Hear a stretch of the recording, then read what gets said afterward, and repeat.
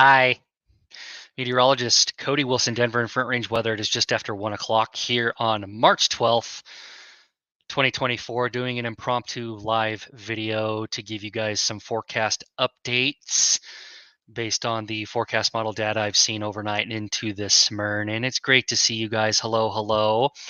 Richard in Estes Park. Great to see you. Candace. Dad is a truck driver. My dad was also a truck driver back in the day. I love our truck drivers. They kind of keep our economy going. Carolyn, Colorado Springs. Steph, I have all the deets, so be patient, guys. I know you have questions. I have some answers, but I just need you to stop typing questions and listen to my voice, unless you are saying hello and letting me know where you're tuning in from. Aiden is up in Cheyenne. Hello, hello. Aaron, yes, stalking is there. Finally, I got it up. Darla's out in Kirk. Howdy, hello, howdy, Dale and Larkspur. You're going to get nailed. Hope you're ready. Star in Aurora. Trish and Casterly Rock. Nikki and Byers. Hello, hello. Lacey, hello from Littleton. Rhett in Boulder. Marianne in Pueblo. Courtney. Yes, there's a lot of coal in it, probably. If that's any indication of where I'm going. No boogers this time. Yep, no bats are in the cave. At least last time I checked. Steve, Stratton, Fred, hello. Carrie in Torrington, way up to the north. Hello. Brandy in Akron. Wellington, Brighton, Pine, Greality. Man, we've got just damn near every incorporated town in the state represented. Keensburg, Hawiwi. Sorry, I just watched Hotel Transylvania. For those of you that are familiar with Hotel Transylvania and how they pronounce Hawaii in that movie, it's Hawiwi. Windsor, Loveland, Conifer, Pierce. Awesome. A lot of you are on. I know you're busy. So let's go through all the deets, shall we? I'm grateful that all of you are taking time out of your busy day. So let's check out the deets. It is March 12th. Obviously, this is going to be my 1:30 p.m. update. I jumped the gun just a little bit, but go to full screen here, and what you guys can see is there's quite a few changes in the forecast model data since my last update yesterday. The first one is that the storm is trending slower, which is going to delay the onset of precipitation here at lower elevations probably until late Wednesday or early Thursday morning. And I will show you that in the forecast models here in just a few minutes, with storm impacts likely lingering into Saturday. So it appears as if the worst of the weather, guys, is probably going to come during the day on Thursday. Okay. So I'm not a travel agent. I'm not an event planner. I've received so many messages from people that have been asking me questions about both. And as much as I want to help, I just don't have the time.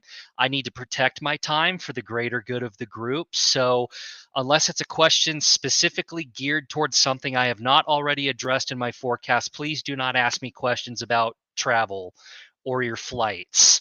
That's the questions for your airlines and the airline of origin. Now, one comment I did get yesterday, which was really interesting, someone called in and actually asked the airport for a weather forecast. I don't know why you would do that when you have my page, but nonetheless, they asked the airport for a forecast, which ironically didn't align with mine. I thought that was kind of hilarious. But also, there were no travel advisories yesterday in and out of the airports at DIA, and that's kind of provides a false sense of security, because just because there weren't any advisories out yesterday doesn't mean there won't be any out today or tomorrow.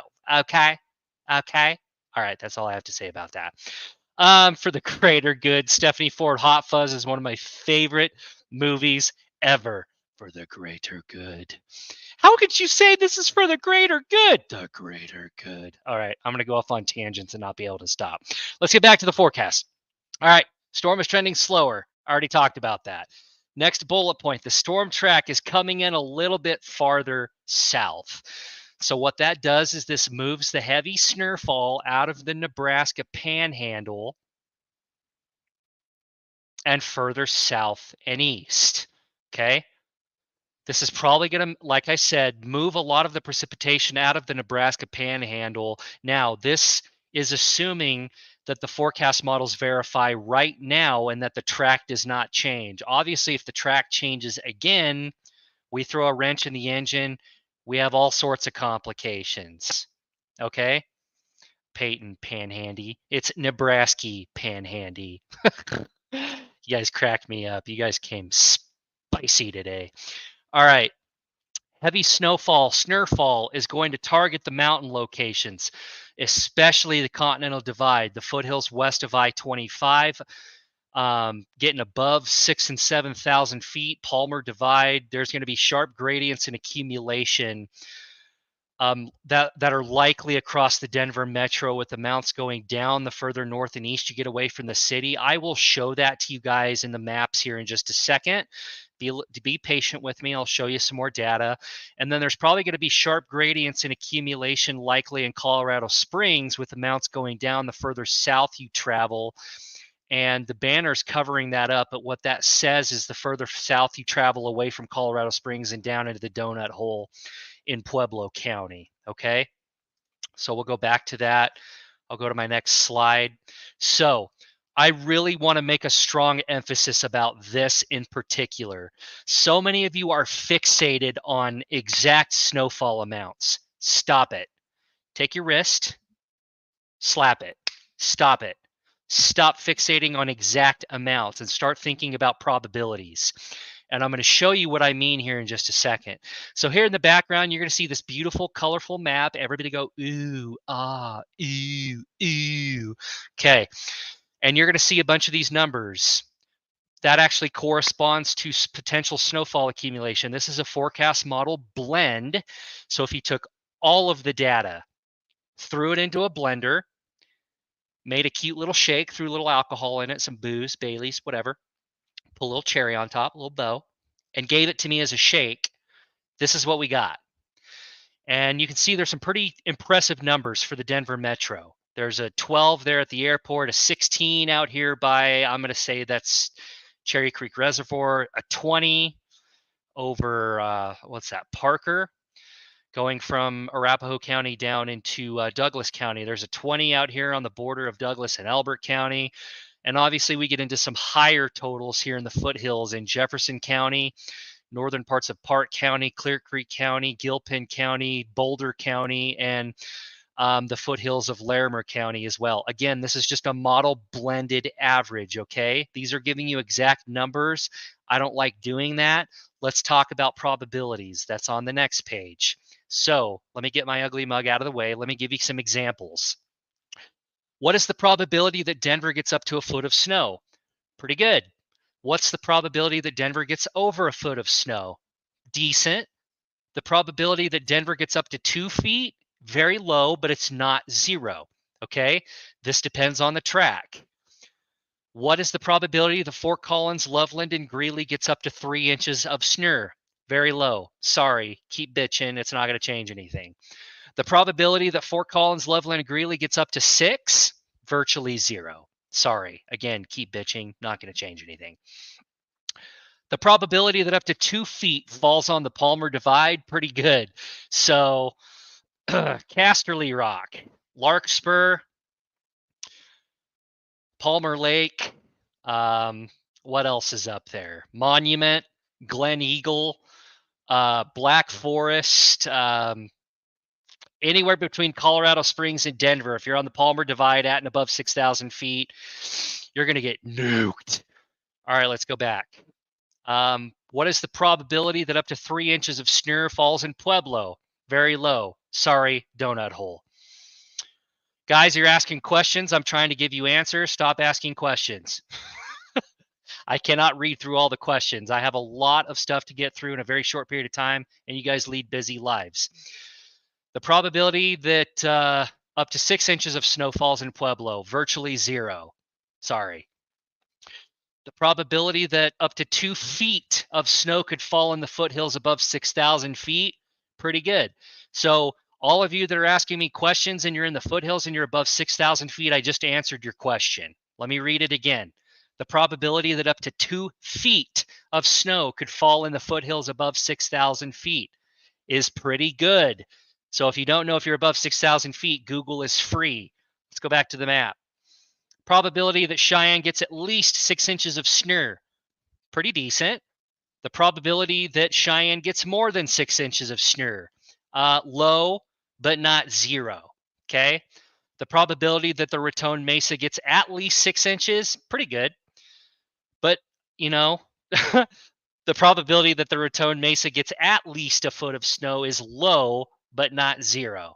We need to start changing our language about how we communicate forecast information to the public. Deterministic forecasting, which is where I give you exact amounts, that's old school. That's a thing of the past. That's what apps do, and that's one of the many reasons why they're garbage. Just use them for nowcasting. If you have apps on your phone, and I know you use them, and I know you cheat on me with them, do not lie to me. You should be using them for current conditions, current temperatures, radar. That's it. If you're using them for anything other than nowcasting, pull out your wrist. Stop it. Stop it. Okay, let's go back to the slides. What is the probability that the San Juans, the Sangre de Cristos, and the Wets get at least a foot of snow? Pretty good. More than a foot? Decent. Up to 2 feet? Low, but non-zero. Okay, so I'm going to stop the banner real quick so you guys can see the entire slide. If you want to take a picture of this, if you want a screenshot, if you want to send it to your dog, I don't care what you do. I'm going to give you about 5 to 10 seconds to take a picture of this so that you can refer to it later. Okay, this is deterministic forecasting. This is a lot better and more efficient, or this is probability based. I'm sorry, getting a little riled up. This is much better and much more reliable and is a much better representation of the forecast model data than deterministic numbers are. Because the reality is we have so much terrain influencing, so many microclimates in Colorado, Wyoming, the Nebraska Panhandle, and in Western Kansas that there's too many of them to name, okay? But we need to acknowledge them, that they're there and that they exist, and that wind direction plays a significant part in how we forecast here locally, okay? Probability-based forecasting does a much better job of that than the ways of the past, okay? Now let's go to this real quick. This is the model blended average that I was showing you guys on one of the previous slides. And the main point I want to hit home here is you see these gaps here in northern Colorado across the Northern Front Range, the Northeast Plains, I-76 corridor, and obviously you see the big gap here in the donut hole in Pueblo County. This is because of downsloping. Wind direction is going to play a critical role in how much snowfall we get and where. Okay, everyone take a deep breath, relax, breathe out. Women, if you've taken Lamaze classes, you know how this works. Hold it. Okay. So I'll reemphasize once again, the heaviest snowfall is likely going to be in the Denver metro, starting in the Denver metro, and there's going to be a wide gradient, a large gradient in accumulation. Less as you go north, further as you go south towards the south burbs and onto the Palmer Divide. Okay, heaviest amounts on the Palmer Divide in the foothills west of I-25, especially in and north of Douglas County.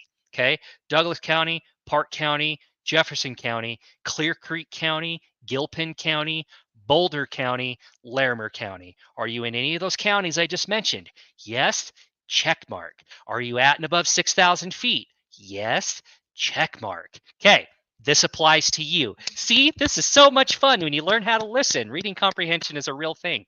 And then as you go down here into the donut hole in Pueblo County, northerly downsloping winds is going to play a huge role in what we get down here in the southern half of El Paso County and in the southern half of Lincoln County. Okay? So northerly downsloping wind off the Palmer Divide. You're probably going to see a large gradient in snowfall accumulation in northern Colorado Springs. And then as you go, so I'll give you an example. So if you're in the Air Force Academy, or if you're in Black Forest or Falcon or Peyton, you're probably going to see more snowfall accumulation than folks in, say, Security Wide Field or at Peterson Air Force Base. And then or Shriver, and then it's going to go further down from there into the donut hole in Pueblo County, and then you consult the snowfall probabilities. That's why they continue to go down, is because of the downsloping winds coming off of the Palmer Divide. And then as you go back up and out of the donut hole and onto the Raton Mesa, Walsenburg, Colorado City, Trinidad, Raton, the amounts go back up. Yay, science. This is upslope on the Raton Mesa with a northerly wind. It's incredible how terrain influencing screws around with our weather around here. But if you understand the terrain, understand wind direction and how it influences everything, it all makes perfect sense. Sorry, that was a little loud. You may get a little snur accumulation here in the San Luis Valley, again around Alimosa. Depends entirely on wind direction, and of course your proximity to the upper level low, which is going to be spinning here west of us around Flagstaff, Arizona. Going to get nuked in the San Juans. Good luck with that. Going to get nuked in the Gore Range, the Central Mountains. Good luck with that. If you're traveling through the mountains, good luck with that. And obviously getting into portions of northern and northeast New Mexico, probably going to get a healthy dose of snowfall out of this as well. So let's go back to the slides one more time. Let me go back. And then we're going to call it good for right now. These are all the changes. This is going to be recorded. I will post it on my Facebook page in its entirety, so that if you missed this live update, it will be posted on my Bookface page with captions, so that you can go back and scroll through this in its entirety to get the information that you missed. But this is all the changes in the forecast model data since yesterday. Make sure you read it, understand it. Stop fixating on exact numbers. Start thinking about probabilities. Here's all your probabilities. Here's your second chance to take a picture or a screenshot if you missed it the first time. If you had your earbuds in and I blew out your ears, sorry, not sorry. All right. That's all I had for your update. This one's going to be fun, stressful, but fun. I'll keep you updated like I always do here on the Bookface, Denver and Front Range Weather. I'm also online, codytheweatherguy.com. You can also subscribe to my emails there by clicking on the forecast tabs and strolling down. And for those of you that love to venture off of Bookface, I am also on Twitter, X, or Instagram at Cody the Weather Guy. All of that information is available on my website, codytheweatherguy.com. Be safe, guys. Stay healthy. Take care of each other. Don't be dum-dums. We'll talk very soon. Okay, great. Thanks. Bye.